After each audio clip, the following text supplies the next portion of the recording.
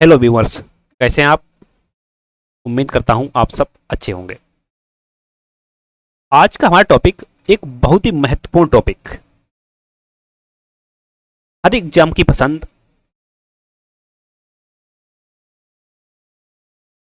भारत का स्वतंत्रता आंदोलन।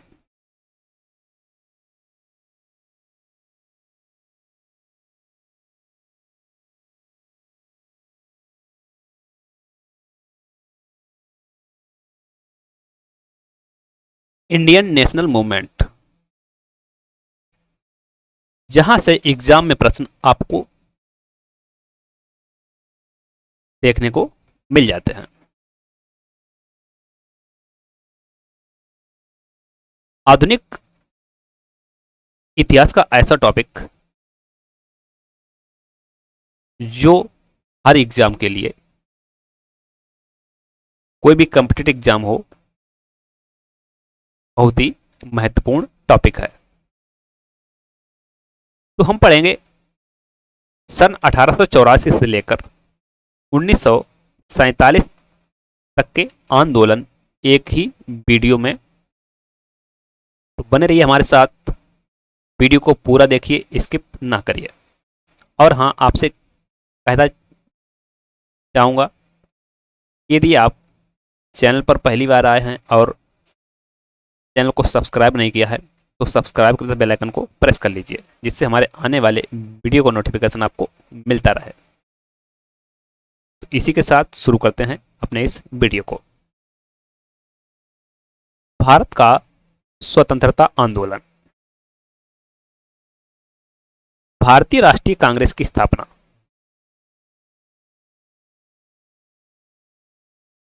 भारतीय राष्ट्रीय कांग्रेस की स्थापना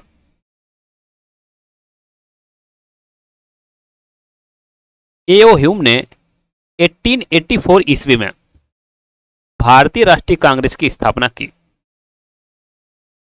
जिसका प्रथम अधिवेशन 28 दिसंबर 1885 को बंबई स्थित गोकुलदास तेजपाल संस्कृत विद्यालय में आयोजित किया गया था।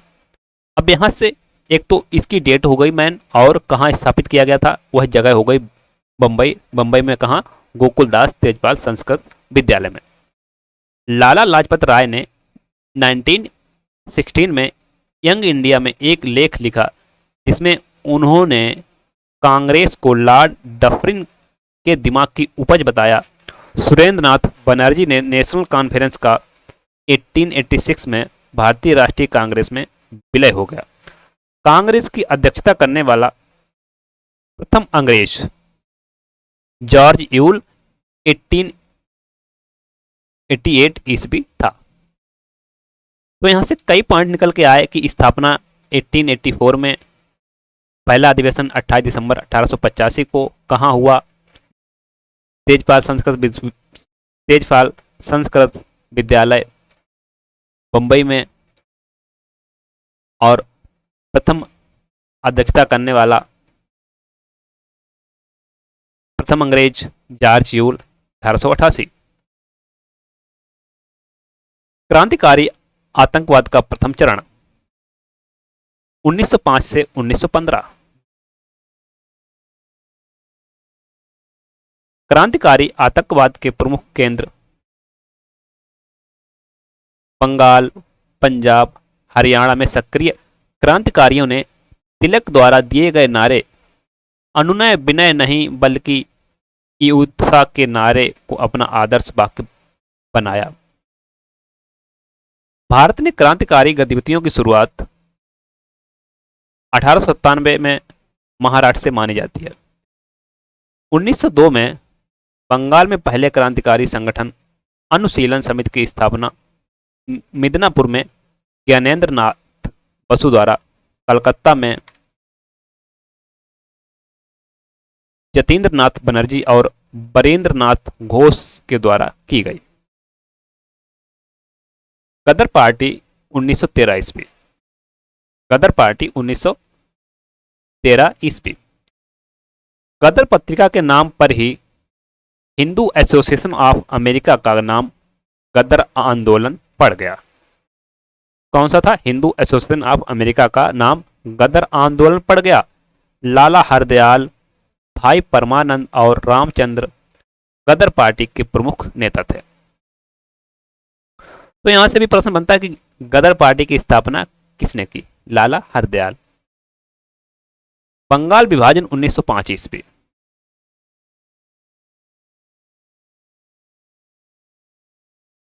बंगाल में राष्ट्रीय चेतना को नष्ट करने के उद्देश्य से लॉर्ड कर्जन द्वारा 16 अगस्त 1905 ईस्वी में बंगाल का विभाजन कर दिया गया। तो बंगाल का विभाजन कब हुआ? 1905 में 16 अगस्त। किसके द्वारा? लॉर्ड कर्जन के द्वारा। स्वदेशी व स्वराज 1905 ईस्वी तथा 1906 ईस्वी। लाल वाल पाल और अरविंद घोष के प्रयासों के कारण कांग्रेस ने स्वदेशी व स्वराज की मांग की। कांग्रेस ने स्वदेशी व स्वराज की मांग की। 1905 ईस्वी के बनारस अधिवेशन में गोपाल कृष्ण गोखले की अध्यक्षता में कांग्रेस ने स्वदेशी की मांग रखी। कौन से अधिवेशन में? बनारस अधिवेशन में। और मांग रखी थी गोपाल कृष्ण गोखले ने। 1906 ईस्वी में कलकत्ता अधिवेशन में दादा भाई नौरोजी की अध्यक्षता में कांग्रेस ने स्वराज की मांग रखी। सूरत में कांग्रेस का विघटन 1907 ईस्वी। 1907 ईस्वी में सूरत में आयोजित कांग्रेस के वार्षिक अधिवेशन में उदारवादियों और उग्रवादियों में अध्यक्ष के पद को लेकर विवाद 1905 में वाराणसी में कांग्रेस अधिवेशन में शुरू हुआ। तत्पश्चात कांग्रेस का विभाजन हो गया। सूरत का कांग्रेस अधिवेशन 26 दिसंबर 1907 को ताप्ती नदी के किनारे हुआ।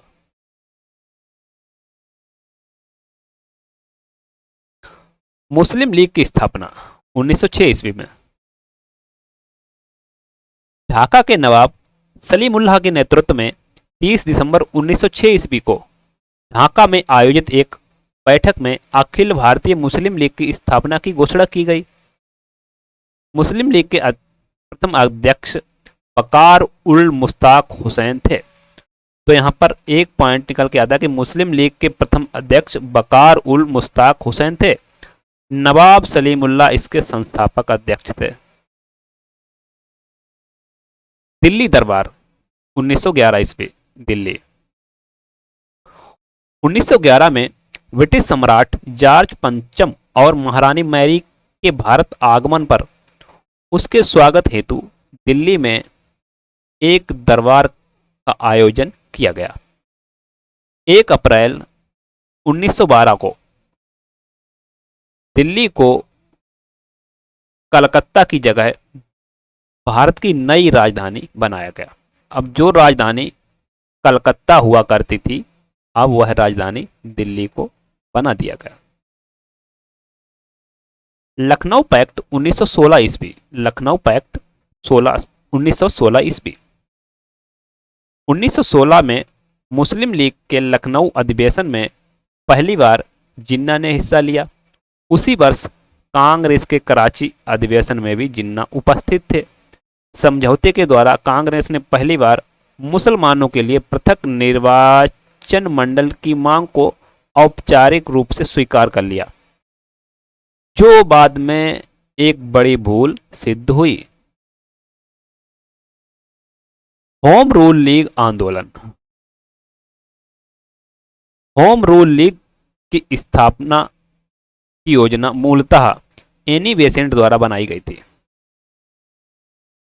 होम रूल लीग की स्थापना की योजना मूलतः एनी बेसेंट द्वारा बनाई गई थी। स्वशासन आंदोलन की व्याख्या 2 जनवरी 1914 को अपने पत्र कॉमन बिल में एनी बेसेंट ने किया। बाल गंगाधर तिलक द्वारा 28 अप्रैल 1916 को बेलगाम पूना में होम रूल लीग की स्थापना की गई। कहां पर? बेलगाम पूना में होम रूल लीग की स्थापना की गई 28 अप्रैल 1916 को। तिलक के 5 महीने बाद एनी बेसेंट ने सितंबर 1916 में अपनी लीग की स्थापना की। मानटेंगी घोषणा 1917 ईस्वी। मानटेंगी घोषणा का निष्कर्ष भारत में उत्तरदायी सरकार की स्थापना की। मानटेगी घोषणा का निष्कर्ष भारत में उत्तरदायी सरकार की स्थापना थी, जिसके शासक जनता के निर्वाचित सदस्यों के प्रति उत्तरदायी होते। मानटेंगी घोषणा को उदारवादियों ने भारत में मैग्ना कार्टा की संज्ञा दी। अगला है राष्ट्रीय आंदोलन का तृतीय चरण 1919 से 1947।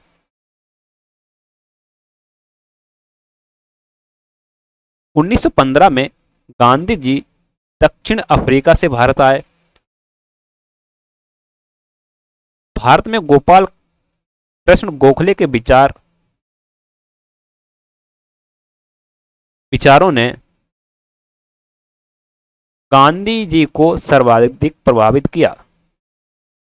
कालांतर में गोखले को गांधी जी ने अपना राजनीतिक गुरु बना लिया। तो गांधी जी के राजनीतिक गुरु कौन बन गए? गोखले। गांधी जी के भारत आने पर 1915 में अहमदाबाद के समीप साबरमती नदी के किनारे सत्याग्रह आश्रम की स्थापना की गई। Roulette act 1919। 14 मार्च 1919 को केंद्रीय विधान परिषद के पास हुआ विधेयक रॉलेट एक्ट या रॉलेट अधिनियम के नाम से जाना जाता है। रॉलेट एक्ट के द्वारा अंग्रेजी सरकार जिसको चाहे जब चाहे बिना मुकदमा चलाए जेल में बंद कर सकती थी। इसलिए इस कानून को बिना वकील, बिना दलील, बिना अपील का कानून कहा गया। बहुत ही खतरनाक कानून।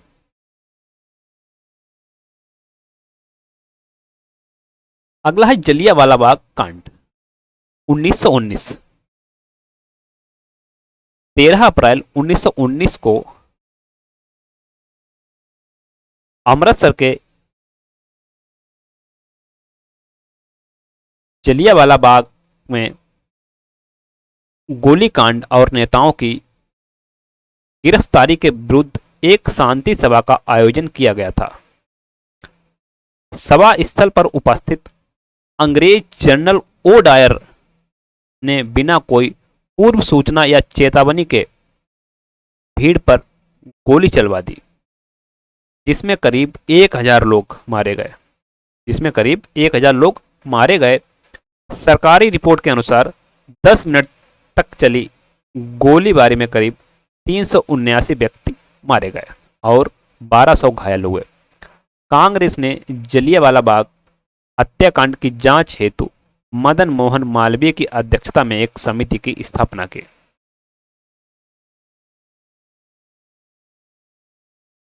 खिलाफत आंदोलन। सितंबर 1920 में कलकत्ता में हुए कांग्रेस के अधिवेशन का प्रमुख मुद्दा जलियांवाला बाग कांड और खिलाफत आंदोलन था।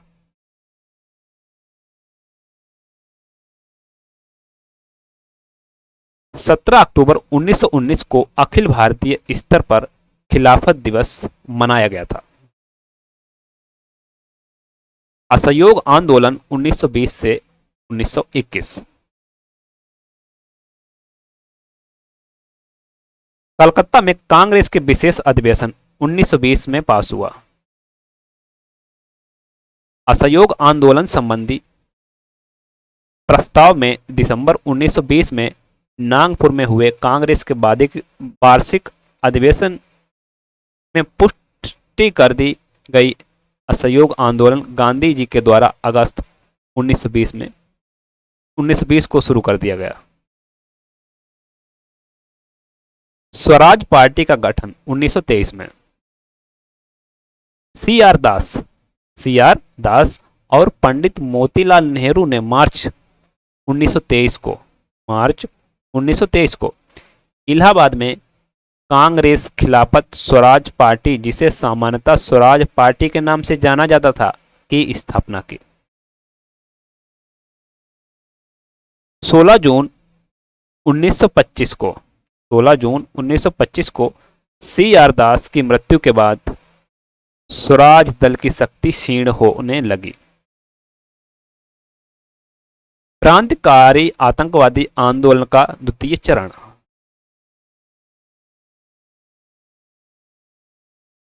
उन्नीस से 1934।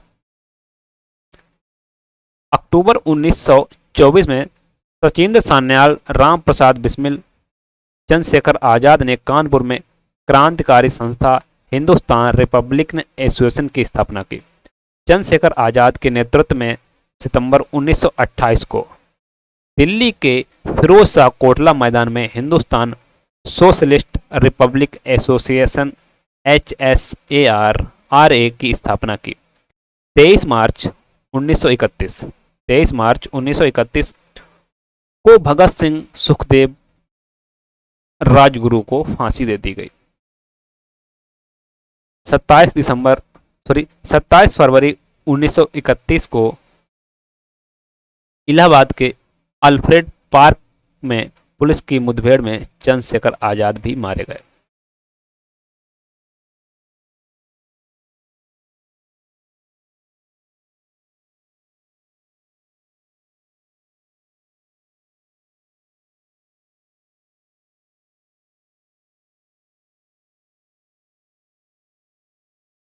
साइमन कमीशन 1927 से 1928। सर जॉन साइमन की अध्यक्षता में गठित आयोग में कुल 7 सदस्य थे। चूंकि इसके सभी सदस्य अंग्रेज थे, इसलिए कांग्रेसियों ने इसे श्वेत कमीशन कहा। 27 दिसंबर 1927 को मद्रास में हुए कांग्रेस के वार्षिक अधिवेशन, जिसकी अध्यक्षता M.A. अंसारी ने की थी, में साइमन कमीशन के पूर्ण बहिष्कार का निर्णय लिया गया। कालांतर में मुस्लिम लीग का एक गुट मोहम्मद शफी के नेतृत्व में साइमन आयोग का समर्थक हो गया। कुछ अन्य दल जिन्होंने आयोग का समर्थन किया, जैसे justice party Madras, unionist party Punjab आदि। नेहरू रिपोर्ट 1928। भारत सचिव लॉर्ड वर्केनहेड ने भारतीयों के समक्ष एक चुनौती रखी कि वे एक ऐसा संविधान बनाकर तैयार करें जो सामान्यतः भारत के लोगों को मान्य हो। 11 मई 1928 को मुंबई में हुए दूसरे सर्वदलीय सम्मेलन में पंडित मोतीलाल नेहरू की अध्यक्षता में एक 7 सदस्यीय समिति की स्थापना की गई, जिसे भारत संविधान के सिद्धांतों का निर्धारण करना था। मोतीलाल नेहरू की अध्यक्षता वाली समिति ने 28 अगस्त 1928 को अपनी रिपोर्ट प्रस्तुत की, जिसे नेहरू रिपोर्ट के नाम से जाना जाता है। तो यहां पर एक प्रश्न बन सकता है कि नेहरू रिपोर्ट किससे संबंधित है। यहां पर अगर दे दिया जाए पंडित जवाहरलाल नेहरू, मोतीलाल नेहरू, तो यहां पर राइट ऑप्शन होगा मोतीलाल नेहरू। कांग्रेस का लाहौर अधिवेशन 1929। कांग्रेस के ऐतिहासिक लाहौर अधिवेशन की अध्यक्षता पंडित जवाहरलाल नेहरू ने की थी। सम्मेलन में नेहरू रिपोर्ट को पूरी तरह निरस्त घोषित कर दिया गया। सम्मेलन 1929 की आधी रात्रि को रावी नदी के तट पर कांग्रेस अध्यक्ष जवाहरलाल नेहरू ने भारतीय स्वतंत्रता का प्रतीक तिरंगा झंडा पूर्ण स्वराज, वंदे मातरम तथा इंकलाब जिंदाबाद के नारों के बीच फहराया गया। 26 जनवरी 1930 का दिन आधुनिक भारत के इतिहास में प्रथम स्वतंत्रता दिवस के रूप में मनाया जाता है।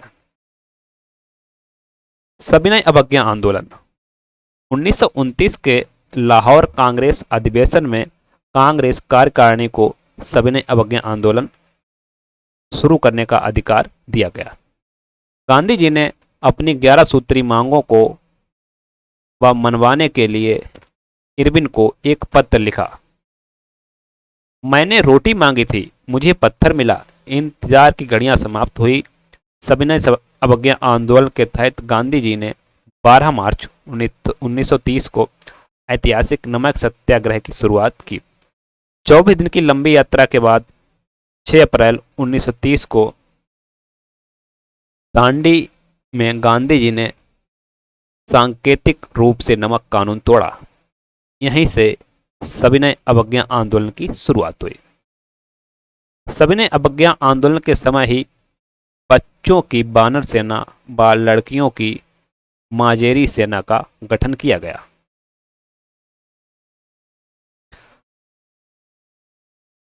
प्रथम गोलमेज आंदोलन। प्रथम गोलमेज सम्मेलन 12 नवंबर 1930 से 13 जनवरी 1931 तक लंदन में आयोजित किया गया। यह ऐसी पहली वार्ता थी जिसमें ब्रिटिश शासकों द्वारा भारतीयों को बराबर का दर्जा दिया गया। गांधी इरविन समझौता 1931।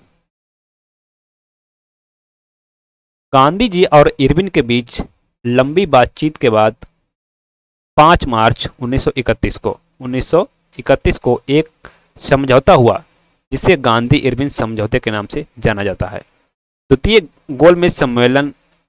दूसरा गोलमेज सम्मेलन लंदन में 7 सितंबर 1931 से 1 दिसंबर 1931 तक चला। इसमें कांग्रेस के एकमात्र प्रतिनिधि के रूप में गांधी जी ने हिस्सा लिया।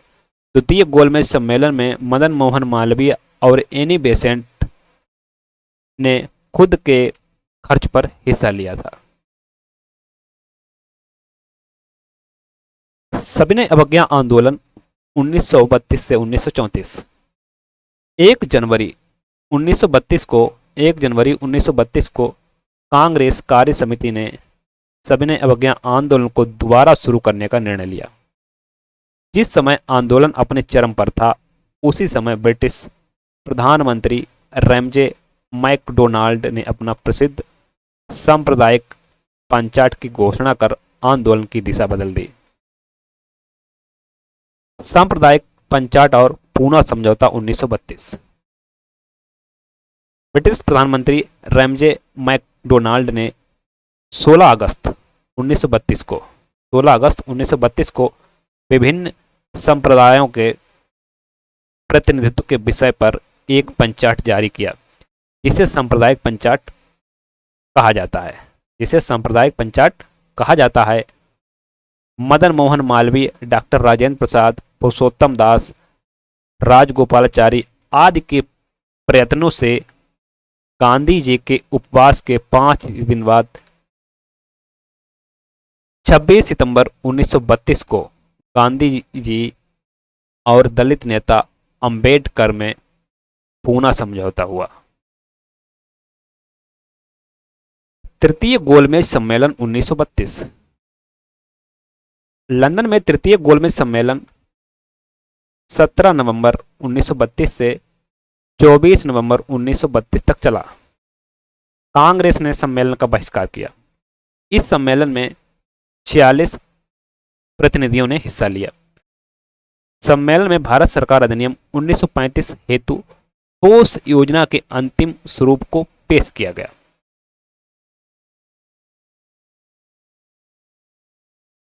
प्रांतीय चुनाव और मंत्रिमंडलों का गठन 1937। 1936 में लखनऊ और फैजपुर में जवाहरलाल नेहरू की अध्यक्षता में हुए कांग्रेस के वार्षिक अधिवेशन में कांग्रेस के सभी गुट चुनाव में हिस्सा लेने के लिए तैयार हो गए। जनवरी-फरवरी 1937 में हुए प्रांतीय विधानमंडलों के चुनाव में अपने प्रतिद्वंदी दलों का सफाया करते हुए कांग्रेस ने 5 प्रांतों मद्रास, संयुक्त प्रांत, मध्य प्रांत, बिहार तथा उड़ीसा में पूर्ण बहुमत प्राप्त किया। बंगाल में कृषक प्रजा पार्टी तथा मुस्लिम लीग ने संयुक्त सरकार का गठन किया। कांग्रेस समाजवादी पार्टी की स्थापना 1934। 1934 में कांग्रेस के भीतर समाजवादी विचारों के बढ़ते हुए प्रभाव के कारण आचार्य नरेंद्र, जयप्रकाश नारायण और अच्युत पटवर्धन ने कांग्रेस समाजवादी पार्टी की स्थापना की। द्वितीय विश्व युद्ध व राष्ट्रीय आंदोलन। 3 सितंबर 1939 को द्वितीय विश्व युद्ध प्रारंभ हुआ। कांग्रेस अध्यक्ष के रूप में सुभाष चंद्र बोस ने युद्ध में सहयोग की नीति का विरोध करते हुए कहा कि ब्रिटेन पर आया यह संकट भारत को आजादी दिलाने का दुर्लभ अवसर है। अगस्त प्रस्ताव 1940। मार्च 1940 को कांग्रेस ने अपने रामगढ़ बिहार में आयोजित वार्षिक अधिवेशन में एक प्रस्ताव पारित किया। कांग्रेस के इस प्रस्ताव के जवाब में तत्कालीन वायसराय लॉर्ड लिनलिथगो ने 8 अगस्त 1940 को अगस्त प्रस्ताव प्रस्तुत किया। पंडित जवाहरलाल नेहरू ने अगस्त प्रस्ताव के विषय में कहा कि जिसे डोमिनियन स्टेट की स्थिति पर यह प्रस्ताव आधारित है वह दरवाजे में जड़ी जंग लगी कील की तरह है। मुस्लिम लीग और पाकिस्तान की मांग। मुस्लिम लीग और पाकिस्तान की मांग 1933 से 1935 के मध्य 1933 से 1935 के मध्य कैम्ब्रिज इंग्लैंड में पढ़ने वाले चौधरी रहमत अली नामक एक मुस्लिम छात्र ने एक पर्चा जारी कर पृथक राज्य पाकिस्तान की मांग की। 22-23 मार्च 1940 को मुस्लिम लीग के लाहौर अधिवेशन में पहली बार पृथक पाकिस्तान राज्य के निर्माण का प्रस्ताव पारित किया गया, परंतु प्रस्ताव में पाकिस्तान शब्द का जिक्र नहीं था। व्यक्तिगत सत्याग्रह 1940। अगस्त प्रस्तावों को पूरी तरह अस्वीकार करते हुए कांग्रेस ने व्यक्तिगत सत्याग्रह के नेतृत्व में शुरू करने का निर्णय लिया। व्यक्तिगत सत्याग्रह की शुरुआत 14 अक्टूबर 1940 को हुई। प्रथम सत्याग्रही के रूप में महात्मा गांधी ने विनोबा भावे को मनोनीत किया। दूसरे सत्याग्रही पंडित जवाहरलाल नेहरू थे।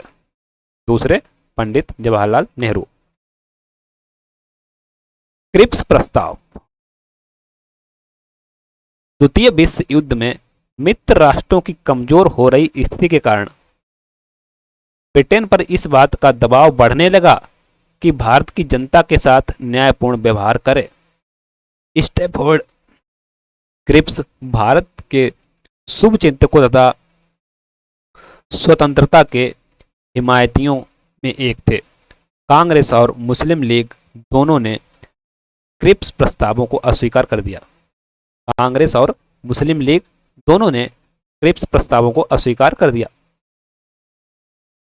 29 मार्च 1942 को क्रिप्स प्रस्तावों की घोषणा हुई। भारत छोड़ो आंदोलन 1942। 14 जुलाई 1942 को वर्धा में आयोजित कांग्रेस कार्य समिति की बैठक भारत छोड़ो आंदोलन पर एक प्रस्ताव पारित किया गया। भारत छोड़ो आंदोलन को अगस्त क्रांति के नाम से भी जाना जाता है। भारत छोड़ो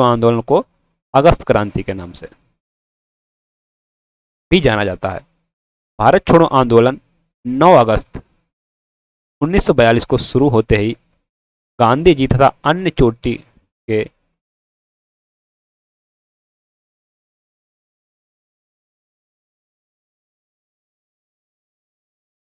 कांग्रेस नेताओं को गिरफ्तार कर लिया गया। गांधी जी को गिरफ्तार कर सरोजनी नायडू सहित आगा खां पैलेस में रखा गया। बलिया में गांधीवादी चित्तू पांडे के नेतृत्व में पहली समानांतर सरकार बनी। भारत छोड़ो आंदोलन के समय वायसराय लॉर्ड लिनलिथगो ने 15 अगस्त 1942 को आंदोलनकारियों पर हवाई जहाज से मशीन गन का उपयोग करने का आदेश दिया। नोट: भारत छोड़ो आंदोलन के प्रस्ताव की कांग्रेस ने पुष्टि 7 अगस्त 1942 को कर दी। भारत छोड़ो आंदोलन प्रस्ताव बंबई के ऐतिहासिक ग्वालिया टैंक मैदान से पास हुआ। आजाद हिंद फौज। आजाद हिंद फौज सुभाष चंद्र बोस ने भारत छोड़ा 17 जुलाई 1941 को आजाद हिंद फौज का नेतृत्व उनको सौंपा गया। 7 जुलाई 1943 को आजाद हिंद का विचार मोहन सिंह के दिमाग में सर्वप्रथम आया। आजाद हिंद फौज के प्रथम सेनापति सुभाष चंद्र बोस थे। दिल्ली चलो का नारा इसी समय सुभाष ने दिया था। वेबल योजना 1945 ईस्वी। ब्रिटिश सरकार से परामर्श के पश्चात भारत में व्याप्त गतिरोध को दूर करने के लिए लॉर्ड वेबल ने 4 जून 1945 को भारतीयों के समक्ष वेबल योजना को रखा। वेबल योजना की मुख्य बातें थी: कांग्रेस में एक नई कार्यकारी परिषद का गठन हो। कार्यकारी परिषद एक अंतरिम व्यवस्था थी जिसे तब तक देश का शासन चलाना था जब तक कि नए स्थायी संविधान पर आम सहमति नहीं हो जाती। शिमला सम्मेलन 1945 ईस्वी। 25 जून 1945 को शिमला में एक सर्वदलीय सम्मेलन का आयोजन किया गया जिसमें मुस्लिम लीग द्वारा यह शर्त रखी गई कि वायसराय की कार्यकारिणी परिषद में नियुक्त होने वाले सभी मुस्लिम सदस्यों का चयन वह स्वयं करेगी। मुस्लिम लीग का यही अड़ियल रुख 25 जून से 14 जुलाई तक चलने वाले शिमला सम्मेलन की असफलता का प्रमुख कारण बना। कैबिनेट मिशन योजना 1946। 29 मार्च 1946 को कैबिनेट मिशन भारत आया। अर्थात कैबिनेट के सदस्य थे जो इंग्लैंड के थे, वहां पर कैबिनेट के सदस्य थे। कैबिनेट मिशन भारत आया। कैबिनेट मिशन के सदस्यों में शामिल थे sir Stafford Cripps, Shri A B Alexander तथा पैथिक लॉरेंस। भारत में कैबिनेट मिशन की घोषणा करते हुए पैथिक लॉरेंस ने कहा कि इसका उद्देश्य भारत के लिए संविधान तैयार करने के लिए शीघ्र ही एक कार्यकारिणी तैयार करना तथा अंतरिम सरकार के लिए एक आवश्यक प्रबंधन करना था। कैबिनेट मिशन ने समझौते का अंतिम प्रयास करने के आशय से शिमला में त्रिदलीय सम्मेलन बुलाया जिसमें कांग्रेस और मुस्लिम लीग की तीन सदस्यों को शामिल किया गया। यह सम्मेलन 5 से 11 मई तक चला। मुस्लिम लीग की पाकिस्तान मांग को इस आधार पर ठुकरा दिया गया कि इससे सांप्रदायिक अल्पसंख्यकों की समस्या का समाधान नहीं होगा।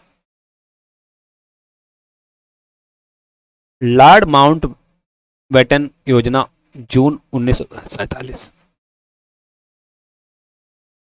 22 मार्च 1947 को भारत के 34वें और अंतिम British governor general Lord Mountbatten Bharat आए, जिनका एकमात्र उद्देश्य था भारत को अतिशीघ्र पूर्ण स्वतंत्रता देना। माउंटबेटन ने 15 अगस्त 1947 को भारतीयों को सत्ता सौंपने का दिन निर्धारित किया। विवशता की स्थिति में कांग्रेस की ओर से पंडित जवाहरलाल नेहरू और सरदार पटेल ने विभाजन योजना को स्वीकारा, लेकिन गांधी जी अंत तक विभाजन का कड़ा विरोध करते रहे। 3 जून 1947 को प्रधानमंत्री एटली ने हाउस ऑफ कॉमन्स में विभाजन योजना 3 जून योजना की घोषणा की।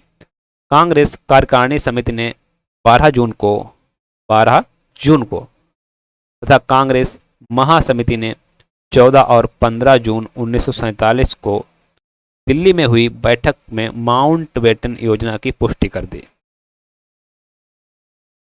भारतीय स्वतंत्रता अधिनियम 1947।